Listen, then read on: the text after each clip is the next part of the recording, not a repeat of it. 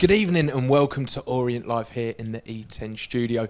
The O's are looking to turn their fortunes around, and it's Derek Adams' Bradford City who are in their way as the O's look to get only their second away win of the season. But I'm absolutely delighted this evening to be joined by journo Brendan Pitcher and ex-Orient defender Glenn Wilkie. Brendan, we were here together on Saturday. It was obviously heartbreak against Mansfield Town. Kenny and the boys will definitely be looking to improve on that performance. Yeah, definitely. I think Kenny admitted that the performance wasn't great on Saturday, and we all saw, for everyone that watched it, it wasn't a great performance. But it's a chance to put things right today. The team hasn't been on a good run of form, but the window is closed, and we're going to talk about that later. But all the distractions kind of are gone now. It's who we've got for the rest of the season. It's time to put a good run of form together and see where we can go from there. Well, we certainly will see this evening, Glenn, because it feels like a big one, as Brendan just mentioned. 6 new players in throughout January. The O's looking to get their second away win of the season. It just feels like a big occasion against a fairly big club, and it could be very important to the O's this season. It could be, yeah. It's just another game, though, isn't it? It's a big club. It's a big team who we're playing against. They're only a few places above us in the league. I just think that the team and Kenny would have spoken about the last 2 games, the last 3 games. They'll be bitterly disappointed and want to put things right tonight. I think it'll be a very, very tight game tonight. And Kenny, in his interview a couple of days ago, spoke about having experience in there. We need to be a bit more football savvy and have a bit more experience in there. And looking at the team lineup tonight, I think he's gone that way. He certainly has, and let's take a look at the starting lineup for the O's this evening. And in goal, of course, as always, number 22, Lawrence Vigouroux. In centre-back number 5, Dan Happy. Number 9, Harry Smith. Number 11, Theo Archibald. Number 14, Otis Khan. 15, Alex Mitchell. 16, Aaron Drynan. Number 18, and wearing the armband this evening, Darren Pratley. Number 19, Omar Beckles. 26, Hector Cipriano. And 34, Ethan Coleman. And there's that lineup again for you, because on the subs bench, of course, is Sam Sargent, Dan Moss, Ruel Satiriou, Matt Young, Dan and Krumer, Jordan Brown, and new lonely signing from Exeter is Ray. And so there is the lineup in all of its glory. And Brendan, it does look as though Kenny's maybe gone for a slightly more defensive setup today, or do you think that might just be the players he's got at his disposal? Yeah, I'll be interested to see how Orient start this game, how they line up, because we know it's been a 3-4-1-2 for kind of some time now. But with the sale of Dan Kemp and with Paul Smith's injury, we maybe lack a natural number 10. So it'll be interesting to see how we line up, whether that means that Hector can push forward and be given more licence to roam, or also maybe means that the wing backs are given more licence to push forward with 3 kind of more slightly defensive midfielders in there. And also the big news is probably Darren Pratley. He hasn't been in the squad for the last couple of occasions. He's back in today, like Glenn mentioned. Kenny's interview kind of focused on the lack of League 2 experience. Well, he certainly provides that. And when we were good earlier in the season, Darren Pratley was involved. So hopefully he can kind of, as the team returns to form, he can show some of that form as well. Hopefully so. And we've got to talk about a big one, and probably a reason why a lot of it has been moved about. Paul Smith misses out with a collapsed lung, and of course everyone at the club would like to wish Paul Smith a very speedy recovery. It's horrible news to get, Glenn, and we've spoken for weeks about what a player he could be for the O's, but he just keeps picking up these knocks, and now that is a bright spark from previous weeks that is missing from the lineup. Yeah, it's a big blow, because I think Kenny's interview on Friday or Thursday last week, and when he was asked about Paul Smith and how's his injuries, said full bill of health. We've got him starting on Saturday, and he looked lively when he came on a sub last Tuesday night, and he looked to be getting back to full fitness, and then it's so he must be so frustrated himself. I know everyone else is, the supporters, the management, his players around him are frustrated, because they know what he can give and what he can offer to the team when he's fully fit. And it's a massive blow, but the club's got to deal with it. That's why we've got a squad, and we've gone out in the transfer window and sort of tried to fill a few gaps. He will be a big blow, but looking at the team, like Brendan said, it looks defensive on paper. Expecting a 3-4-1-2, I think we'll go with the same sort of shape as we have done, because it's very difficult to change shape when you've got one probably training day in between games and you've got new players in the squad who have come in from outside in the transfer window. I think Hector will play in that sort of number 10 role. Whether he plays that far forward or not, he's a completely different player to Paul Smith. So I think it'll be balls into him. He'll be playing 1-2 touch in there and passing the ball along, which could really benefit us because he won't hold on to it as long as Smith would or somebody else would. He may open up in the defence with a pass, especially with the wing backs pushing on. Are you with Glenn on that one? Can you see Hector playing that role tonight? It's one we haven't probably seen much of from him.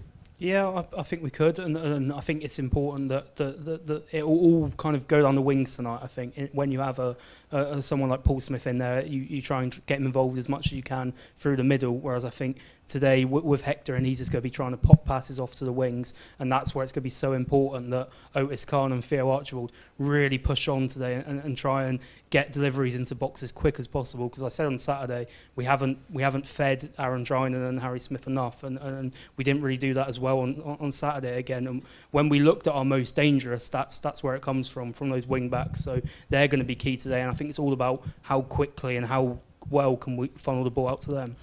Just going back with the Hector positioning, which we're looking at. Last Tuesday when we played here against Newport, we spoke about him and Dan Kemp, who were playing further forward. When the defenders got the ball, they were doing those sort of diagonal runs into the channels. Hector's playing in there tonight. That could be one of his roles as well, when the defenders or even the wing-backs getting the ball, because there's a big space there. His job, it'll be interesting to see how we set up, if he will be making them diagonal runs to get in there as a sort of third forward, so to speak, and then we can come and play behind him, or he can start getting crosses in. It'd be interesting to see what his role will be. Well, there has certainly been a roll of the dice from Kenny as he looks to get a result out of this O's team this evening, and we actually caught up with Kenny ahead of this evening's games, so let's hear his thoughts now. So Kenny, back into action tomorrow night and a tough trip to Bradford City. Yeah, it is obviously a big club. We're looking forward to the game though. Good place to play, and we want an opportunity to get ourselves back to winning ways as quick as we possibly can. So we are looking forward to the game. We're optimistic about it. We think we need to do better than we have been doing, and we're also confident that we can make that gap towards the good performances that will lead to results. Obviously, disappointment from the weekend probably still lingering this morning. So what's the message to the players? Yeah, be positive. And I understand we can talk about the conditions, which is one thing, and some game management, but we didn't really get going. I didn't think until probably the last 20-25 minutes, where we played some good football, made some good links, created some chances, hit the post, hit the bar. Now, was it too little, too late? Probably yes, it was. But even so, it shows we can do it, and we've got to base it on that, and then go forward, not be frightened of any opposition or any game, and play with a little bit more purpose. And that's the message at the moment, and that's the message this morning going into Tuesday's game at Bradford. And how did Theo come through the game? Obviously, that was his first game back from injury, and he did play the 90 minutes. So yeah, he's fine. He's no problems and fully fit. In terms of the transfer window, obviously you moved to bring in George Ray from Exeter. What can you tell us about him? Yeah, I think he's a very good defender, committed defender, and number one header of the ball in terms of competing, in both boxes, and now at 28 has some experience in that area that we haven't got enough, and we also have to cover Alex Mitchell. At some stage, Alex needs an operation. Not right now, but he does need an operation at some stage, and that's a big reason for obviously covering that area with George.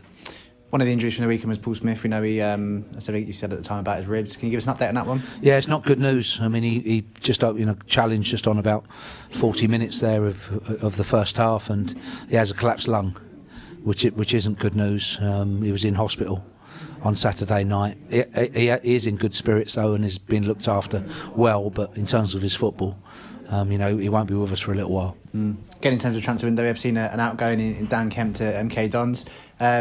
Dan wasn't part of your plans here, was he, really?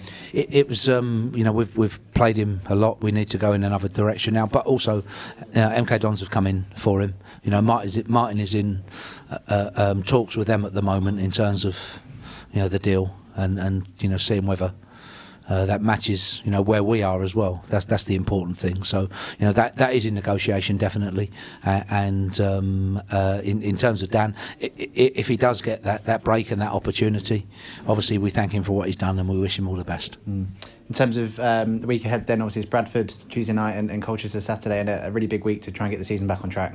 Yeah, very much so, and we've been saying that for a little while. But only performances will do that. We don't have to focus too much on the opposition. We have to, focus on our own performances, not be frightened, and play with a purpose. We have to play with a bit more purpose than we have done. We haven't been too bad at the back. We haven't, we're not getting lots of shots against us. Sides are not carving us open. They're edging us out. And they're edging us out on a regular basis now, and that's frustrating. So we have to learn from that, but also for ourselves going forward, play with more purpose, home or away, big club or small club, and we're capable of that. We have the players to do that. We've showed at different times of the season that we can do that. But in recent weeks, we've looked nervous, edgy, and without enough tempo going forward, and being much more positive and much more creative. And then just finally, then it sounds like it'll be without Paul Smith tomorrow night. But is there any other team news you could tell us? For tomorrow, it'll be the same group, and as you say, for George Ray, we are expecting his clearance to be okay and done today, which is obviously the last day of the transfer window. We will try to add another forward today if we can to cover Paul's injury, and we're in talks with people to do that, but we're not necessarily. I wouldn't say there's anybody here or close to the line, but that'll be our aim today. Awesome, Kenny. Thank you very much. Plenty to pick over there from Kenny, but first, of course, if you are watching along on our free preview show on YouTube tonight, don't forget that this evening's match is available to stream in the UK, so head over to the website on screen now to purchase your match pass, which is just about to kick off in 15 minutes time. But looking at what Kenny had to say there, and we'll focus on kind of some of the business that's been done. First off, obviously, Kemp out the door to League One MK Dons for an undisclosed fee. But then you look at the amount of players that have come in, which is, of course, Dan Moss, Otis Khan, Ethan Coleman, Jordan Brown, Frank Noble and George Ray.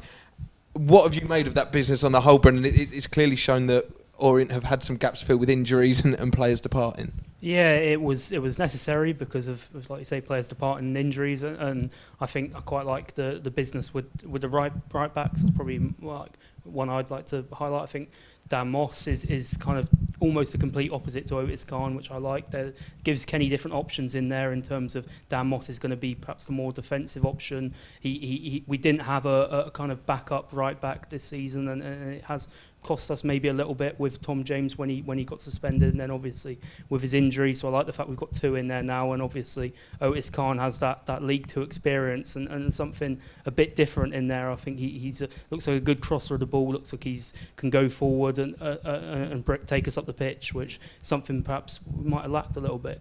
Yeah, maybe so. But looking at the injuries, Glenn, that have all kind of really came in the last 40-50 days, where we didn't have a lot of games, and then obviously the quick flurry of games recently. We've lost three key players, which is hard to account for coming into a January window. But Craig Clay, Paul Smith and Tom James, and of course Alex Mitchell is due to have an operation soon.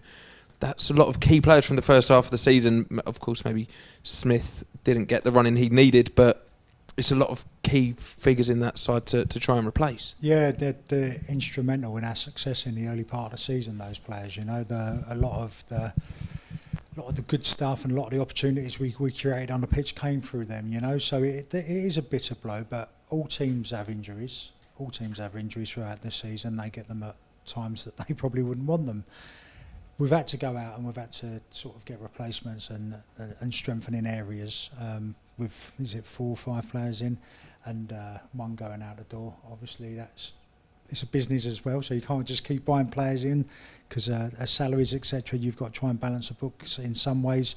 Good luck to Dan Kemp. He's got a great move up into League One, so good luck to him. But the players that come in, it's a mixture, like we spoke about last week, with some inexperienced players. There's a couple in there who've got good experience at this level, which will be key to us getting back on track, and picking up points in this league again. So looking at the side tonight, there's only obviously a couple starting. I fully expect them to. They've had time around the squad, obviously, apart from Ray, who's come in yesterday, I believe. So the other guys have had a week or so to be around the squad. They're getting to know their teammates, probably getting to know their names still. That's always a difficult one with a whole squad of players.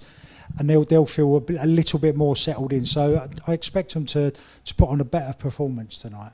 And just picking up on what you've said about, obviously, there is a bit of an experience in there, but you've got the likes of Ethan Coleman stepping up from the National League, Jordan Brown just leaving Derby. Neither of them have played tons of league football, but that's an opportunity for them to have a point to prove. And then you look at some of the other players on the bench, Dan and Krumer coming back in, you expect there to be a lot of hunger within the side and showing what they can offer and what they can do for the team. Yeah, it's a good mix of sort of experience starting tonight, and there's some younger players with inexperience. The only thing I would say about Coleman, as opposed to Young and Krumer, he's played in the National League, yes, a league below, but he's played competitive football, men's competitive football throughout the season, which is he's gained a lot more experience than the other two guys playing under 23s football, but it's competitive, but it's non-competitive in a way. So he would be the experienced one out of those, and that's why I'm guessing he's starting and he's shown in training what he can do. But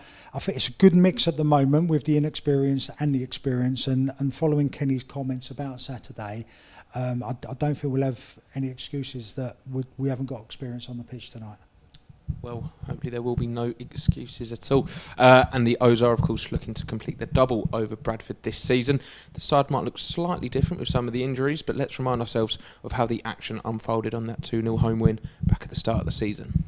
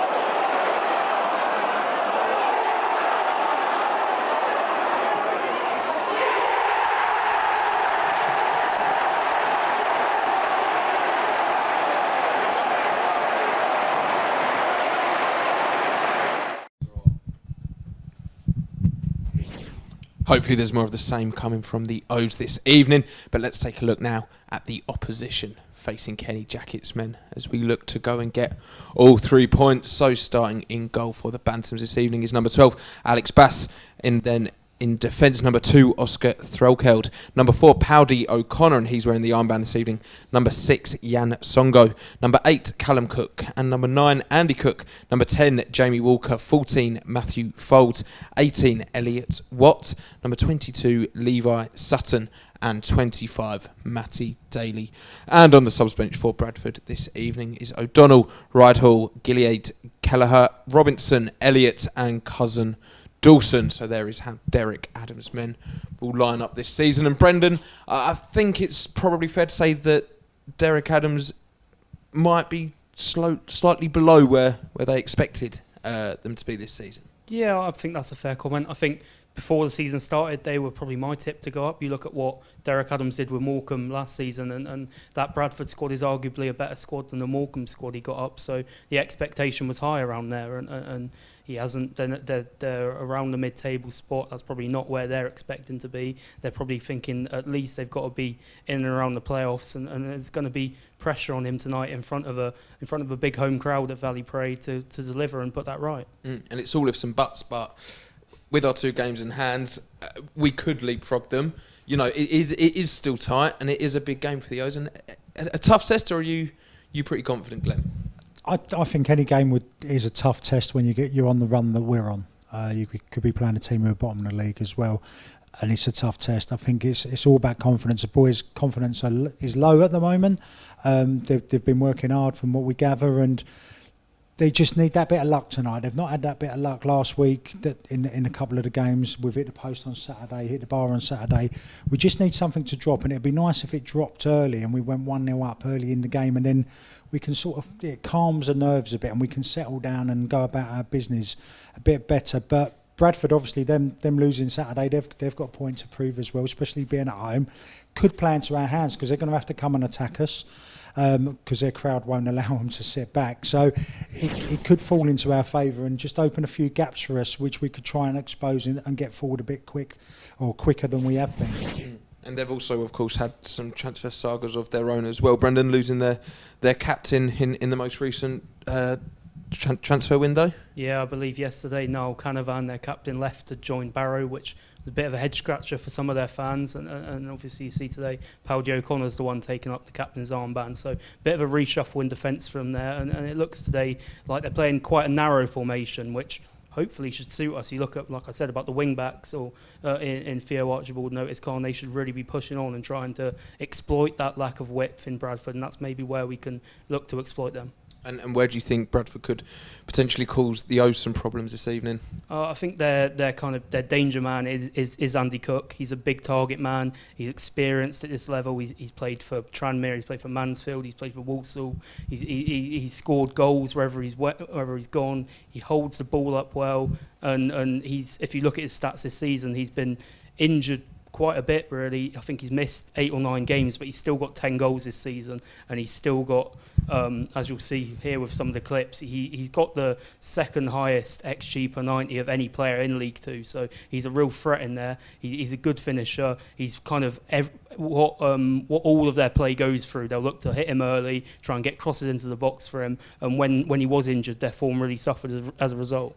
And what do the O's need to do to keep him quiet? We're seeing some of the goals he's scored here, and he looks a handful. Yeah, I think it's fair to say that he's a handful. He's a big, burly target man, very typical. But if you look at the 3 centre-backs we've got out there tonight, Alex Mitchell, Omar Beckles, Dan Happy, they're set up perfectly to kind of defend against him. They're not lacking in physicality and strength, and he's not going to be one of those players who are going to try and run in behind, which is perhaps not to some of our defence's strengths. So it should suit them today, and I think someone like Omar Beckles will relish the challenge of coming up against a big target man like he did in the reverse fixture where Orient kept a clean sheet. Hopefully the boys can keep another clean sheet here, and you know, just looking, that's a finish and a half. So there's not too much defending you can do for that sometimes, Glenn. Stop the cross. That's what I would do. No, he's a good player, and but we've stopped him already this season. Like Brendan says, that as a defender in a big centre half, we've got 3 big centre halves. You like to play like for like. So as a defender, I'd prefer to play against a big, strong centre half than a small, nippy guy like Paul Smith, you know, because you know what you're going to be up against. You're going to be in the battle. You're going to win your headers. You don't want to let them turn. With a smaller guy, they're buzzing around. They pull off your shoulder. You're turning your head all the time. So I think it will suit us down to the ground. And our 3 defenders are more than capable of having another clean sheet tonight. Oh, I'm liking your confidence there, Glenn. And of course, kickoff is minutes away. And of course, don't forget, if you're watching along on YouTube tonight, the show is available to watch in the UK. So head over to the Orient website to pick up your match pass for that one. But first of all, or lastly even, let's take a run through the Orient lineup one more time. So in goal for the O's this evening is, of course, number 22, Lawrence Vigouroux. Number 5, Dan Happy. 9, Harry Smith. 11, Theo Archibald. 14, Otis Khan. 15, Alex Mitchell. 16, Aaron Drynan. Returning to the squad and returning to that armband is number 18, Darren Pratley. 19, Omar Beckles. Number 26, Hector Cipriano. And 34, Ethan Coleman. And on the bench for the O's this evening, Sam Sargent, Dan Moss, Ruel Satiri, Matt Young, Dan and Krumer, Jordan Brown and George Ray. And I just got to pick up on Dan and Krumer, Brendan, just for a second. He's been smashing it with the youth team this season, recently signed his pro deal, and he's one that if we are in need of a goal, that's a great option to have on the bench. Yeah, I'm really pleased he's back amongst the squad today. I think he scored the winner on Saturday for the youth team, and he gives us, with Paul Smith injured, gives us that kind of bit of option to bring on someone who can do something a bit different off the bench. And what way do you see this one going then, Glenn? 1-0 away win to the Mighty O's. Nice, very nice. Well, it's time to pass over to Dave Victor and Matt Hiscock, but don't forget to join us here at full time for the rundown. Come on, you O's! Has flown over from Boston to be here for this one. And welcome to Barry Parade, where Leyton Orient in the all-grey kit look to start the new year with